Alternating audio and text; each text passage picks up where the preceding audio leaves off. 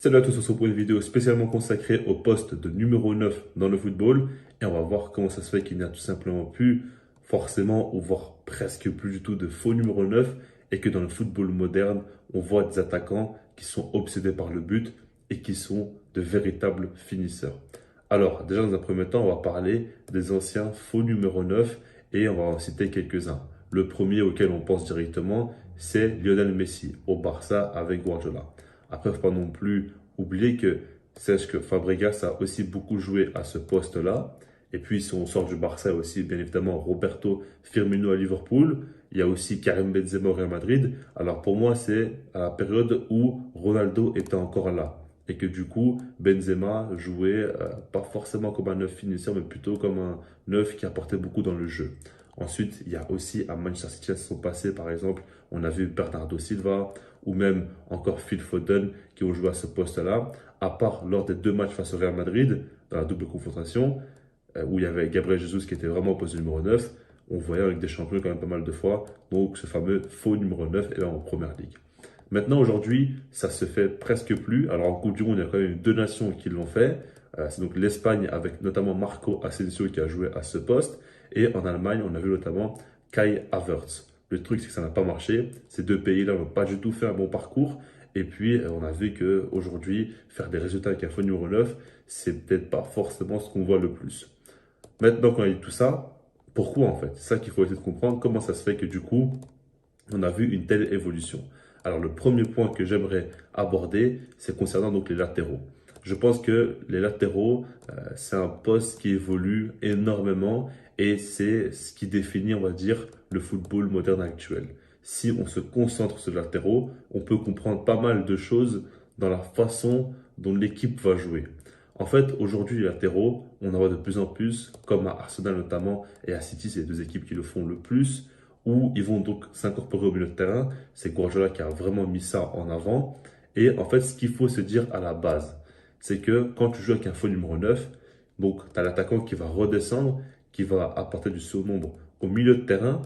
Et du coup, c'est un petit peu ça l'idée.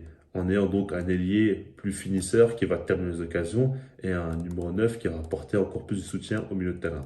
Avec un latéral qui va donc lui avoir un rôle ou un positionnement assez axial, c'est la même chose, sauf que c'est un autre joueur qui va le faire et c'est différent par rapport aux compensations et peut-être que c'est un peu plus risqué évidemment parce que du coup tu laisses des espaces et il faudra compenser ça. Maintenant par rapport à ça, c'est un fait aujourd'hui quand tu mets un latéral au milieu de terrain, donc tu as le surnombre, tu peux l'avoir en tout cas et tu as quand même un numéro 9. Ça, c'est important et ça commence vraiment à se démocratiser. On voit de plus en plus d'équipes le faire. Aujourd'hui, ça commence limite à devenir une norme. Je pense que c'est encore un petit peu tôt, mais vous allez voir que plus le temps va passer, plus on va encore voir des équipes jouer comme ça, comme je l'ai dit avec Arsenal et Manchester City notamment, qui le font le plus. Et donc, par rapport à ça, c'est important de le prendre en compte. Tu arrives à créer ce surnombre au terrain, simplement avec le latéral. Le deuxième point, c'est par rapport aux ailiers. Comme je l'ai dit, quand tu joues avec un faux numéro 9, tu as souvent un ailier qui pourra marquer beaucoup de buts parce que lui sera plus haut sur le terrain, il aura des espaces à exploiter et du coup, il faut que sa finition soit bonne. Maintenant, on voit quand même des ailiers aussi qui sont pas de véritables joueurs de ce poste-là. On voit des ailiers, alors soit qui vont être en réalité des milieux de terrain, donc encore une fois qui vont redescendre, soit des ailiers qui ne sont pas véritablement à leur poste. Parce que par exemple, quand on regarde le cas du Barça avec Baldé, en réalité, il joue au poste d'ailier quand l'équipe a le ballon, alors que c'est plutôt un latéral, comme vous le savez. Mais du coup, ça t'aide à tout simplement réussir à offrir d'autres options dans ton jeu. On arrive en fait à laisser le poste de numéro 9 et à utiliser soit le poste de latéral, soit le poste d'ailier pour t'apporter d'autres choses dans ton jeu. Et la vision a un petit peu changé parce que pendant un long moment dans le football, je pense, quand tu voulais apporter vraiment du changement tactique, bah, tu t'occupais du poste de numéro 9. Parce que tu disais que c'est le poste le plus haut sur le terrain, c'est peut-être pas forcément risqué, ça peut te apporter plus de soutien défensif si tu as un attaquant qui fait plus d'efforts et qui est plus bas sur le terrain. Et peut-être qu'à la création, tu peux facilement avoir un surnombre, etc. Aujourd'hui, les visions sont un petit peu différentes. Pour terminer, j'aimerais parler de la Ligue des Champions parce que pour moi, c'est important. C'est la compétition la plus importante pour pas mal de très gros clubs, évidemment. Et lors des dernières années, on a bien vu que pour la remporter, il te faut un grand gardien et un grand attaquant. c'est un petit peu la compétition des deux zones, des deux surfaces surtout.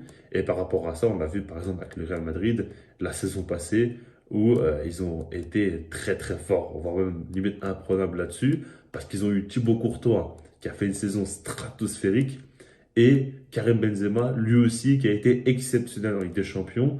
Donc par rapport à ça, tu as un gardien qui arrête énormément de tirs et tu as un attaquant qui lui faut à peine des demi-occasions pour marquer des buts. Enfin, c'est assez fou quand même le réalisme qu'il a eu, Karim Benzema, durant la Ligue des Champions. Et par rapport à ça, c'est important. Mais on le voit chaque saison où, pour gagner la compétition, il faut aller très loin. Peut-être que c'est l'une des raisons pour laquelle City ne gagne pas la Ligue des Champions. Et personne ne sait très bien que c'est un gardien quand même un peu trop fébrile. Alors, c'est un peu trop résumer les choses de dire qu'il ne gagne pas la Ligue des Champions juste à cause d'Ederson. Je pense qu'il y a d'autres choses à prendre en compte, évidemment. Mais en soi, pour moi, c'est l'une des données les plus importantes à prendre en compte. Comme on le dit à chaque fois, pour gagner une grande compétition, comme je l'ai dit, il te faut un grand gardien et un grand attaquant. Je pense qu'en fait, dans le foot, on peut beaucoup essayer de changer les choses, mais il y a quelques aspects qui sont tout simplement imbougeables. Et peu importe le temps, les années, etc., ça restera ainsi, tout simplement. Et par rapport à ça, je pense que c'est l'une des choses qui va le plus perdurer. Et donc, les équipes veulent avoir un attaquant qui t'assure un quota de but et qui puisse être présent dans les grands rendez-vous et un gardien décisif. Et par rapport à l'attaquant, aujourd'hui, on voit des gars comme Mbappé, par exemple, comme Haaland, comme Lewandowski, comme Karim Benzema, que j'avais mentionné au poste de faux numéro 9, mais en réalité, aujourd'hui, c'est un pur 9. Il apporte beaucoup dans le jeu, donc il dézone beaucoup, c'est vrai, mais c'est un 9 dans le sens où il se retrouve souvent dans la zone de conclusion, souvent dans la surface, évidemment, très haut sur le terrain et qui marque beaucoup de buts. Donc par rapport à ça, je le considère comme un pur numéro 9. Donc dites-moi comment est-ce que vous en pensez, est-ce que vous êtes d'accord ou non avec moi? Et puis sinon, moi je vous dis peace.